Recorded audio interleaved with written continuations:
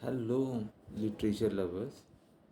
Once again, we are here, and today we will discuss a very brilliant poem written by Lord Alfred Tennyson. The title of the poem is Brick, Brick, Brick, and this poem has been written soon after the demise of Arthur Henry Hellum. Arthur Henry Hellum, a bosom friend of Lord Alfred Tennyson, he died in 1833, and this impacted the poet who was the representative poet of Victorian era a lot. The poet was grief stricken because it appears as if somebody who was very close to his mind and heart is no more. Somebody who used to console him at the time of crisis is no more. This poem was first published in 1842, and this poem is one of the masterpieces ever written by Lord Alfred Tennyson. Brick, brick, brick on thy cold grey stones, O sea. The moment this poem was written, at the time the poet was sitting beside the Clevedon church, which is situated on the bank of the Bristol Channel. The poet is grief stricken and he is unable to understand as to what he can do. Grief, sadness has overpowered him. A sense of loss was inflicting him deeper and deeper, and he is in a very elegiac mood.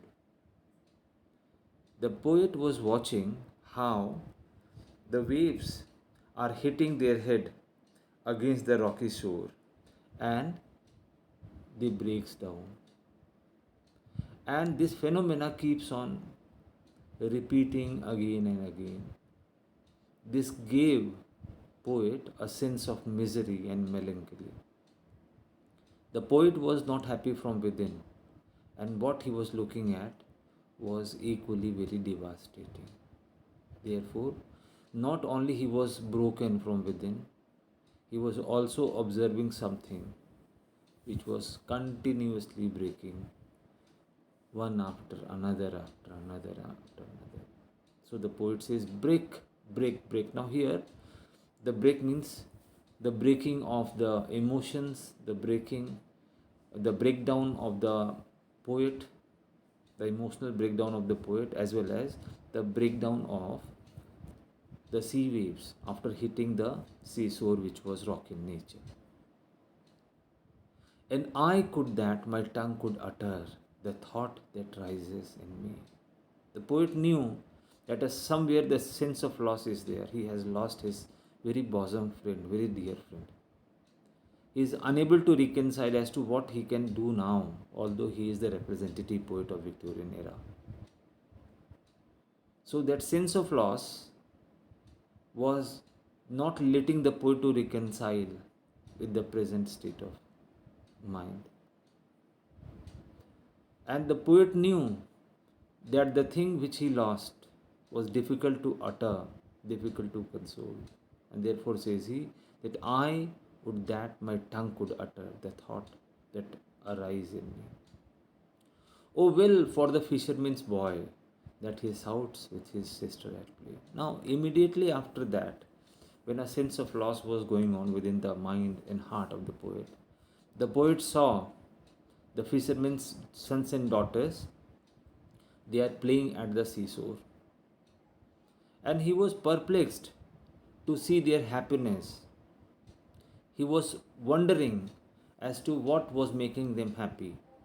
He knew that because they are happy, since they are happy because they do not knew about the ugly reality of life.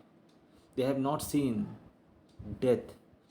Since nobody died who was close to their bosom, and because of that, ignorant about the pangs, the pains, the melancholy, the sadness of the life, perhaps the son and daughter of the sailors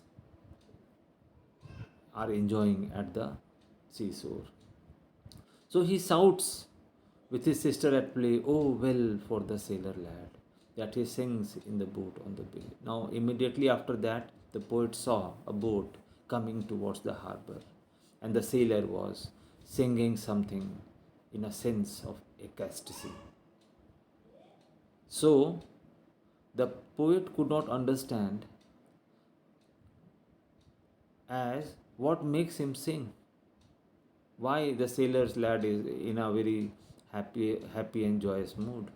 Because on one hand, he is suffering from within, whereas on the other hand, the life is going as usual. Children are shoutingly playing. The sailor's lad is uh, moving his boat, and while doing so, he is quite ecstatic, quite happy and joyous, and he is singing without any remorse. And the stately ships go on to their haven under the hill. But oh, for the touch of the vanished hand and the sound of the voice that is still.